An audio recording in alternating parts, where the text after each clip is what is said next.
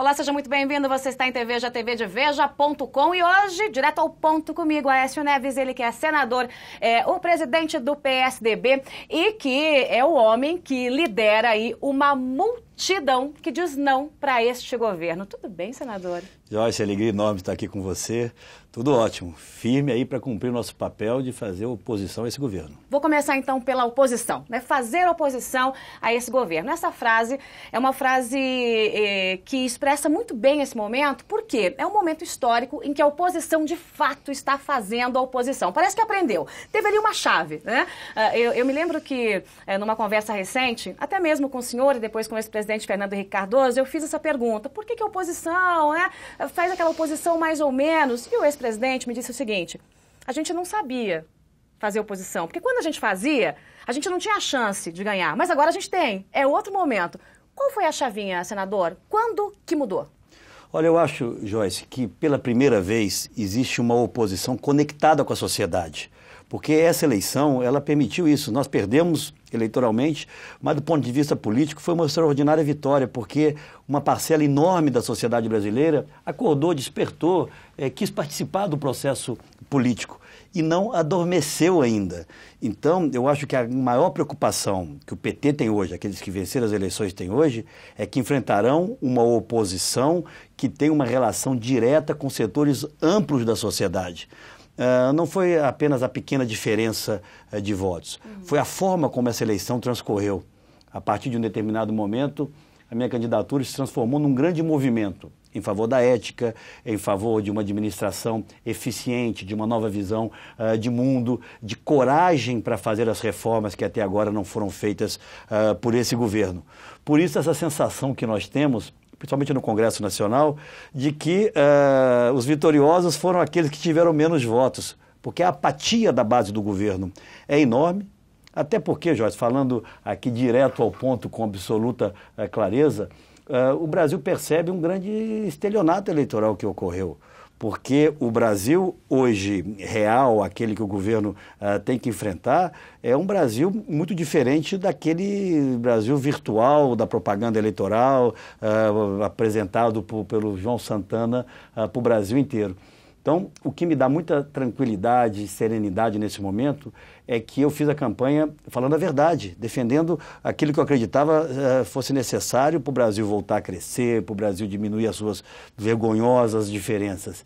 E hoje, o governo que venceu, o presidente que venceu, vive o constrangimento de ter que tomar as medidas que nós anunciávamos como necessárias. Para quem dormiu antes da eleição, se houvesse essa possibilidade, eu dormi antes da eleição, eu acordei agora, a sensação que dá é que Aécio Neves ganhou a eleição e está tentando colocar ordem na casa. Se você não olhar quem está comandando a presidência, porque tudo que a presidente Dilma e a campanha do PT diziam que não podia fazer, que não pode ser, que é coisa de tucano, está tentando fazer ainda de forma desastrosa, não é, senador? É verdade, Joyce. Essa eleição, eu acho que ela passará para a história e será analisada futuramente, né, fora dessa paixão momentânea, com duas características distintas e muito marcantes.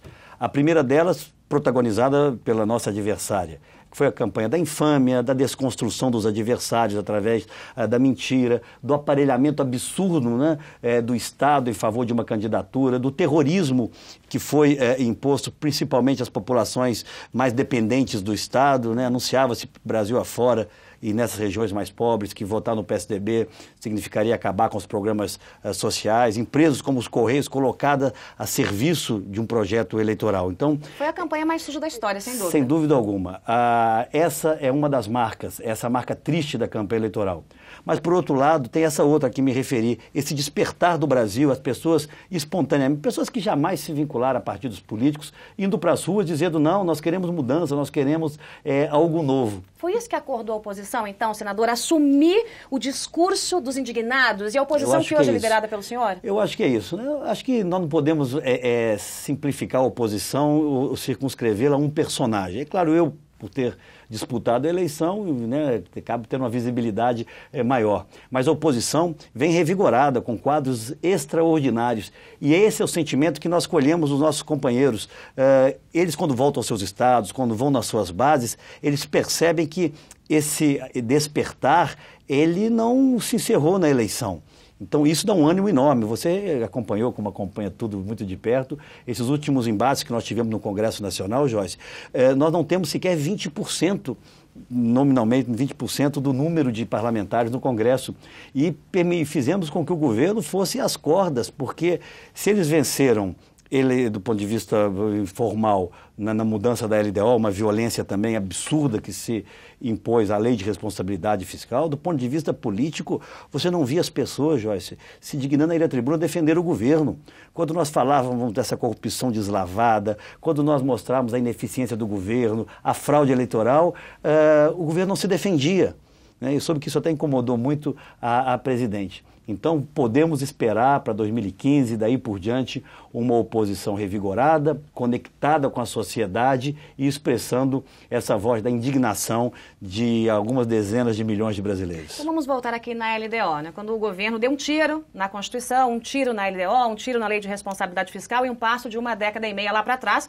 E agora, a partir de agora é assim, a presidente economiza o que quiser, se quiser. E aquilo que é gasto também pode virar economia, de acordo com a nova lei. Então muda tudo. É o que der na cabeça da presidente e abre uma brecha gigantesca. Mas a oposição, naquele momento, como o senhor disse, se comportou como se fosse uma oposição 3 vezes maior em número do que de fato é. Isso. É essa oposição que a gente pode esperar de agora e já a partir de 2015, com uma nova bancada, aliás, mais parruda, né, do PSDB? É verdade, e revigorada por essa conexão a que me referi, porque nós expressamos esse sentimento de enorme indignação de milhões de brasileiros. E em relação à LDO, não houve, Joyce, nas últimas décadas, nada mais relevante no Brasil, do ponto de vista das administrações públicas, do que a Lei de Responsabilidade Fiscal, porque ela colocou limites na ação dos administradores públicos. E eu me lembro que quando nós votamos essa lei, eu não era ainda presidente da Câmara, foi pouco antes de eu assumir a presidência da Câmara, eu era líder do PSDB. A oposição do PT a essa nova legislação que estabelece parâmetros para os gastos das administrações em todos os níveis, foi quase física. Não queriam deixar que votasse de forma alguma. Depois compreenderam a sua importância e, obviamente, a utilizaram. Mas o que o governo fez, na verdade, para simplificar aqui para os nossos telespectadores ou espectadores, é o seguinte: a presidente cometeu o crime de responsabilidade. Porque o que a LDO determina? Que você pode remanejar até 20% de cada dotação orçamentária desde que cumpra a meta fiscal estabelecida. Portanto, houve esse remanejamento, o governo fez essa movimentação e não cumpriu a meta fiscal. Então, o presidente incorreu em crime. O que significou, simplificando aqui essa história, essa aprovação?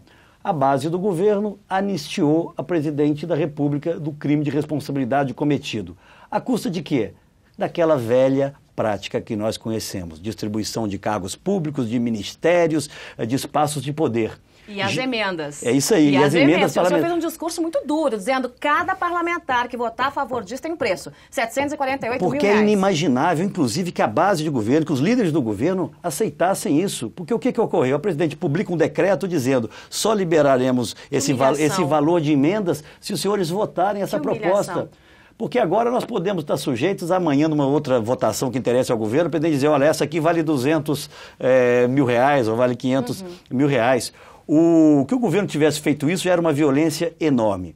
Mas a base de sustentação do governo aceitar isso, não devolver esse decreto, né, é algo humilhante, como você colocou, para o Congresso Nacional. E foi o que, infelizmente, aconteceu. Nenhuma presidente no período democrático brasileiro, nenhum presidente assumiu um mandato tão fragilizado, tão refém da sua base de apoio como assume a presidente Dilma. Agora vem cá, senador. Essa oposição tão dura em relação à LDO não foi tão dura assim em relação à escolha de Vital do Rego para o Tribunal de Contas da União. É bem verdade que há uma maioria que é do governo, mas as sabatinas mais parecem uma conversa de compadres, uma casa de chá das 5. Por que isso não muda? O que acontece? E teve algum acordo para que Vital do Rego fosse indicado para o Tribunal de Contas da União? Quer dizer, para não ir um tão ruim, vai um mais ou menos? Olha, existiam outras candidaturas colocadas, uma inclusive do PT. Né? E houve um entendimento em torno da candidatura de Vital por parte da base do governo e nós não tínhamos número realmente para indicar um outro nome. Mas você colocou, Joyce, um ponto aqui que tem sido uma preocupação permanente nossa, não apenas para o Tribunal de Contas, mas em especial para os tribunais superiores, que são as sabatinas. As sabatinas no Brasil hoje, na Comissão de Justiça, e eu participo da Comissão de Constituição e Justiça, elas têm se transformado quase que em sessões homologatórias e algumas delas até de homenagens ao sabatinado. Nos Estados Unidos, por exemplo, as sabatinas para os membros da Suprema Corte demoram meses. A pessoa é dissecada, a sua vida, a sua história pessoal é debatida pelo país. E nós temos que resgatar essa capacidade de debatermos os nomes que são indicados para os tribunais superiores, porque nós teremos aí um número muito expressivo, tanto de novos membros para o STJ, quanto para o Supremo Tribunal Federal. E nós estamos discutindo um projeto que vamos apresentar na CCJ, exatamente para estender a sabatina por meses, por semanas ou até por meses, quando for necessário. Porque nós estamos falando de mandatos vitalícios, né, de pessoas que vão ficar lá, algumas delas, décadas. E nós não podemos permitir. E julgar ações que envolvam diretamente o governo federal. Nós não podemos permitir que haja o aparelhamento dos tribunais superiores no Brasil com a indicação de amigos do poder e não de pessoas de notório saber. Eu tenho um projeto, aproveito até em primeira mão, Oba, primeira mão sempre é bom. Aqui, que eu pretendo apresentar logo no início da próxima sessão legislativa, é que estabelece um novo critério para a indicação dos membros da Suprema Corte, do Supremo Tribunal Federal. A nossa intenção é que seja nomeada pelo Presidente da República. Você não tira do Presidente da República essa prerrogativa, mas ele nomeia uma comissão de 7 membros de notáveis brasileiros, ou que já passaram pelo Supremo Tribunal Federal, ou que não passaram, mas que não sejam esses notáveis candidatos ao Supremo Tribunal Federal, que possam ali, depois de amplo debate, onde os candidatos possam inclusive se apresentar a esse conselho de 7 notáveis, que apresentaria uma lista tríplice ao Presidente da República ou ao Presidente da República, para que dessa lista fosse indicado aquele que seria sabatinado pelo Senado. Muito mais democrático. Com o objetivo de quê? De preservar a Suprema Corte, de garantir que nós vamos ter ali pessoas com notório saber jurídico, com uma história ilibada de vida e que não sirvam a governos quaisquer que sejam eles. Então esse acordo entre oposição e situação para a indicação de Vital do Rego foi para evitar um mal maior? Na verdade, o outro nome colocado era uma ex-ministra do PT que chegou a fazer campanha pelo Congresso Nacional e quando consolidou-se a maioria em torno do senador Vital, que tem uma relação adequada dentro do Senado Federal, optou-se por permitir que ele fosse indicado. E no caso de José Eduardo Cardoso, para a Suprema Corte então, lá a Corte Maior desse país, todo mundo sabe, as pedras de Brasília sabem que ele está nesta fila. Há outros, né? E até 2016, um único ministro do STF não terá sido indicado pelo PT, né? Por um governo petista que é Gilmar Mendes. Como é que vai funcionar ou como é que a oposição vai se comportar em relação à sabatina, por exemplo, de José Eduardo Cardoso? E qual é a sua opinião em relação a ele, para esse cargo especificamente? Olha, eu sempre tive, do ponto de vista pessoal, uma boa relação com a hoje ministro, né? Fomos colegas na Câmara Federal, mas o ministro tem assumido mais recentemente a posição que é conflitante com a possibilidade da ocupação de uma das vagas na Suprema Corte, que é de advogado do PT. Nós assistimos, inclusive, recentemente, ele assumindo a posição de defensor das contas do PT, algo que deveria ter sido feito pelo partido, inclusive mostrando uma familiaridade muito grande com a contabilidade do Partido dos Trabalhadores.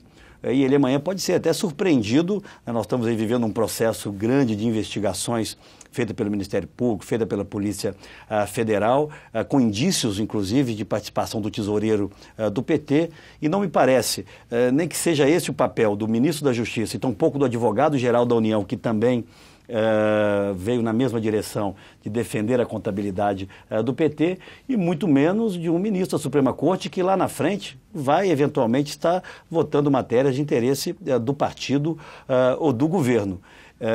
Não cabe a mim, obviamente, indicar nomes, mas eu vejo uma contradição entre a posição que ele assume hoje, repito, de advogado do PT, com a de um juiz da Suprema Corte Brasileira.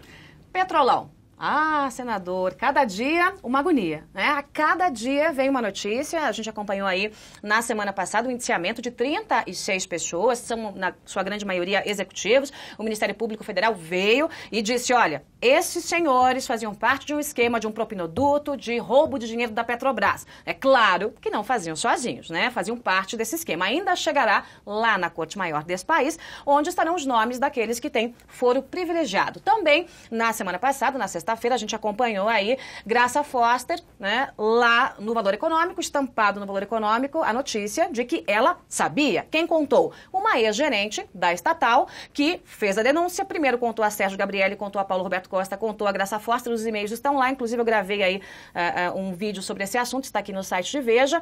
E depois disso, o que acontece com ela? Ela é afastada. Sofreu ameaça de morte. Quer dizer...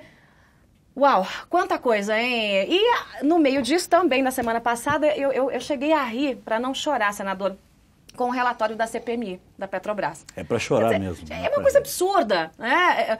Como é que o senhor enxerga todo esse esquema de corrupção, que é, sem dúvida, o maior da história moderna, não do Brasil, mas do mundo, né?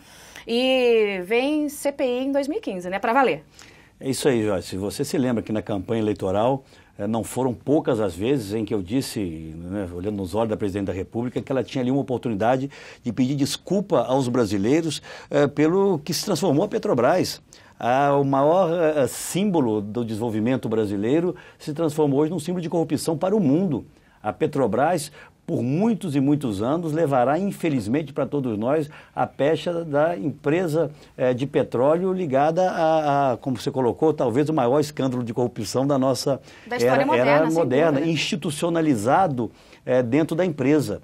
E por mais que hajam movimentações, e a gente percebe isso, de tentar limitar essas investigações, talvez com a caracterização apenas de uma ação de cartel, uma ação das empresas, enfim, sem a participação do governo, é incontrolável, Jorge, porque as denúncias são muito graves e as delações que vêm sendo feitas, elas vão cada vez mais apontando na direção de pessoas muito próximas desse governo. Então, eu não acho que haja possibilidade de controlar-se isso mais. Infelizmente, no Congresso Nacional, por maior que tenha sido o nosso empenho em instalar a CPMI, a base majoritária de sustentação do governo produziu um relatório pífio, um relatório, no momento em que os outros órgãos de controle, né, de Estado avançam nas investigações, o Congresso lava as mãos. Eu já anunciei, como presidente do PSDB, que nós já estamos recolhendo assinaturas para no início de fevereiro, início, portanto, da próxima sessão legislativa, nós possamos instalar uma nova CPMI. Com que expectativa? De que vai mudar a composição dela? Não, a composição mudará pouco. Mas os fatos novos que surgirão impedirá o Congresso Nacional de se manter alheio à realidade, a tudo que está acontecendo. Porque a nossa expectativa, pelo menos os indícios apontam nessa direção, é que nós teremos dentro de algumas semanas já a citação de nomes de políticos envolvidos, inclusive membros do próximo Congresso. Então é muito importante que você, que os cidadãos, que a sociedade brasileira continue acompanhando vigilante essas denúncias, enfim, essas investigações, e eu acredito que o Congresso Nacional poderá ter uma CPMI com uma responsabilidade maior do que essa última. Bom, o Brasil está investigando. Agora, não tem como segurar, como o senhor disse, nem na Suprema Corte, senador. Por quê? Porque na Holanda tem investigação, nos Estados Unidos tem investigação. De um jeito ou de outro, esse círculo vai se fechar. Ô, Joyce, e ainda voltando à questão da presidente da Petrobras, eu não tenho nada de pessoal contra a senhora Graça Foster, mas houve um caso muito grave, porque ela mentiu à CPMI. No momento em que, respondendo a uma indagação, disse que não tinha nenhuma notícia em relação ao pagamento de propina por parte dessa empresa holandesa a funcionários da Petrobras. O que nós tomamos conhecimento depois do depoimento dela na CPMI é que ela recebeu um ofício da empresa atestando que havia sim subornado membros da Petrobras. Agora vem essa nova notícia a qual você se referiu, de uma gerente da empresa dizendo que pessoalmente comunicou a presidente e a outros diretores da empresa sobre aquilo que vinha ocorrendo. E mais uma vez me parece preocupante a posição do ministro da Justiça, que é o comandante em última instância, da Polícia Federal, do ponto de vista hierárquico, que disse essa semana de que não pesa nenhuma dúvida em relação à atuação da atual direção da Petrobras. O depoimento, que precisa obviamente ser apurado, dessa gerente, atesta que ela comunicou à diretora atual e à presidente da Petrobras que existiu irregularidades em vários dos contratos da empresa. Há e-mails, né? E-mails. Então ela mostra os e-mails em que ela descreve o que está acontecendo, e-mails encaminhados para a própria Graça Foster. Então isso está lá, está publicado, ela vai ser ouvida esta semana aí pelos procuradores do Ministério Público Federal. O decente, senador, o senhor como senador da República, seria afastar imediatamente Graça Foster e a diretoria e abrir uma investigação profunda ali dentro? Olha, esse deveria ser o interesse do governo. Um governo que quer efetivamente apurar deveria sim tomar a iniciativa de afastar para apurar e até não comprovado nenhuma, enfim, irregularidade, que retornasse com essas pessoas, para não passar a sensação de que dentro da empresa busca se acobertar ou dificultar essas investigações. Mas essa é uma decisão da presidente da República, mas ela certamente será cobrada, e será muito cobrada se comprovadas essas denúncias mais recentes. O senhor acha que há um pouco de medo da oposição em falar um pouco mais firme, de falar um pouco mais dura sobre a possibilidade, eventualmente, de privatização da Petrobras? Ou isso parece aquela conversa assim que amedronta todo mundo?